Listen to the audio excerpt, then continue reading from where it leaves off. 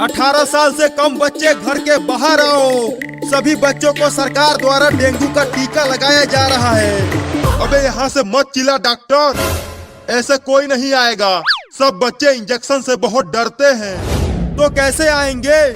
चलो घर घर चलकर सभी 18 साल से कम बच्चों को इंजेक्शन लगाते हैं। हाँ, ये सही रहेगा। तो चलो सबसे पहले उस घर के सभी बच्चों को इंजेक्शन लगाते हैं।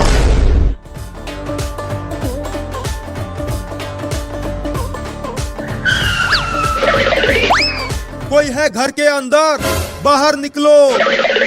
कौन है जो इतना चिल्ला रहा है? तुम्हारा उम्र कितना है कलुआ? मेरी शादी करवाओगे क्या? मेरी दुल्हनिया किधर है? शादी नहीं, इंजेक्शन लगाना है तुझे। क्या इंजेक्शन? लेकिन मुझे तो कोई भी बीमारी नहीं हुआ है। पुलिस, तू पकड़ इसे, मैं इंजेक्शन लगाता हूँ। नहीं, मैं इंजेक्शन नहीं लगवाऊंगा, बहुत दर्द होता है। जल्दी पकड़ पुलिस। अरे वो कलुआ कहाँ भाग गया? पुलिस तू उधर देख, मैं इधर ढूंढता हूँ। कहाँ बच के जाएगा वो कलूटा? वो कलुआ वहाँ छुपा है, उस सोफे के पीछे। धीरे से जाओ और इंजेक्शन लगा दो।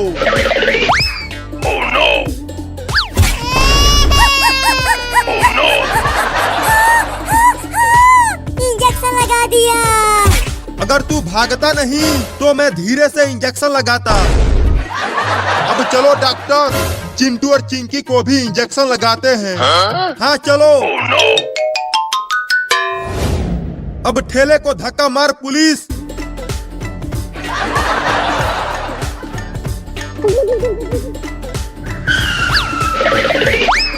कोई है घर के अंदर? जल्दी बाहर आओ। कौन हो तुम लोग और यहाँ क्यों आए हो? हम सरकार की तरफ से आए हैं और हम 18 साल से कम बच्चों को डेंगू का टीका लगा रहे हैं। अरे तो अंदर आओ। हमारे घर में भी 3-3 बच्चे हैं। चिंटू और चिंकी बाहर तो आओ। देखो मैं तुम्हारे लिए रसगुल्ले लाया हूँ। रसगुल्ला? कहाँ है रसगुल्ला? और मैं भी रसगुल्ला खाऊंगी। वो पागल बाबू कहाँ है? उसे भी तो बुलाओ। बाबू सो रहा है पापा, उसे मत बुलाओ, नहीं तो वो पूरा का पूरा रसगुल्ला अकेले ही खा जाएगा। हाँ, उसे मत बुलाओ पापा। तो डॉक्टर, इन दोनों को ही रसगुल्ला खिला दो। पुलिस चल, पहले इस लड़के को पकड़। पहले ये रसगुल्ला खाएगा। अरे मुझे पकड़ने की जरूरत नहीं है, मैं ऐसे ही पूरा का पूरा रसगुल्ला खा जाऊंगा। नहीं, पहले मुझे खिलाओ। तुम्हारा भी नंबर आएगा, लेकिन पहले ये खाएगा। अब जल्दी से आकर इंजेक्शन लगा डॉक्टर, मैं इसे पकड़ लिया हूँ। क्या इंजेक्शन? लेकिन तुमने तो बोला था कि तुम हमें रसगुल्ला खिलाओगे। ये इंजेक्शन ही तो रसगुल्ला है। नहीं नहीं, तुम सब झूठे हो, मैं इंजेक्शन नहीं लगवाऊंगा। अरे भाग रहे चिंकिया, वो रसगुल्ला नहीं इंजेक्शन है। वो दोनों तो भाग गए। तू ही उसे कस के नहीं पकड़ा था। मैं तो उसे कस के ही पकड़ा था, लेकिन उसने मुझे मार दिया। चिंटू और चिंकी भाग गए तो क्या हुआ? चलो बाबू को टीका लगाते हैं। वो अंदर सोया हुआ है। हाँ चलो, पहले उसे ही टीका लगाते हैं।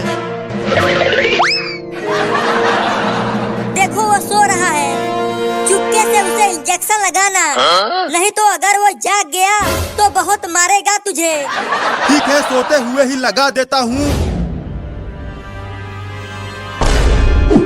अरे दादा, मार दिया।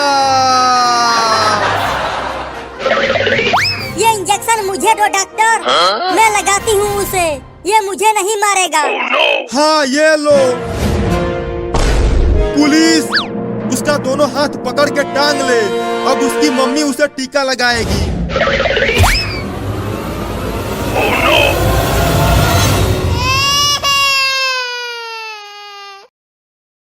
The night Aladdin learned that destiny could hear a whisper was the same night the city slept without knowing it was about to change.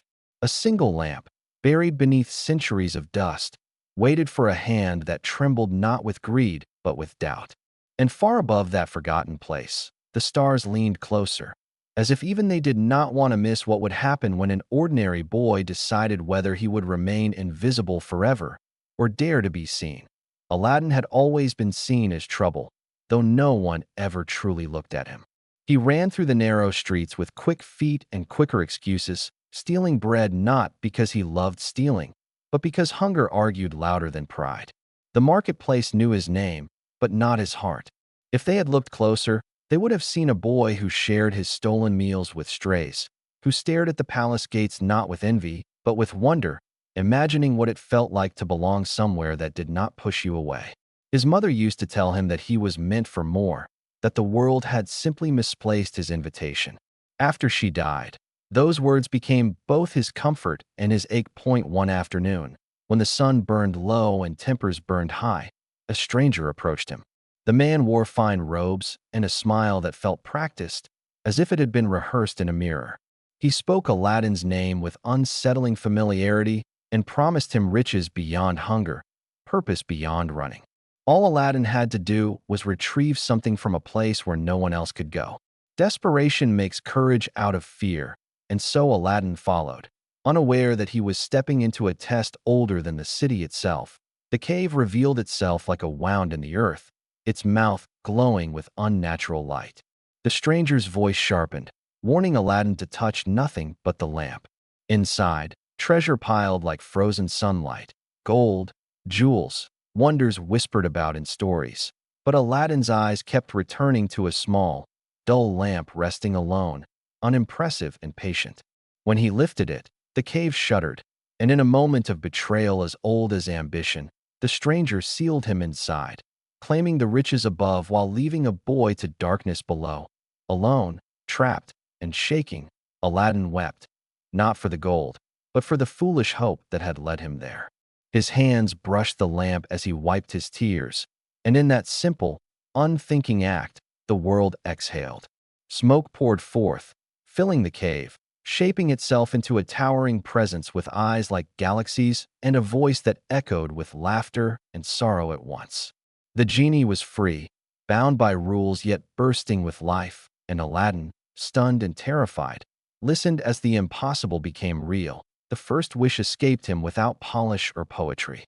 He wished to be free. The cave opened. Light returned. But as Aladdin emerged into the world again, he did not feel victorious. He felt small, standing beside power he did not understand. The genie, sensing this, spoke not as a servant but as a companion, explaining the weight of wishes, the cost of shortcuts, the danger of confusing magic with meaning. Aladdin nodded, but his heart already raced ahead, dreaming of a life where he would never be ignored again. When Aladdin first saw Princess Jasmine, it was not her crown that caught him, but her sadness. Disguised among the people, she moved like someone searching for air. Their meeting was brief, awkward, sincere. For the first time, Aladdin lied not to survive, but to impress, and the lie sat heavy in his chest. She spoke of feeling trapped by expectations. He spoke of freedom as if it were a place he had visited.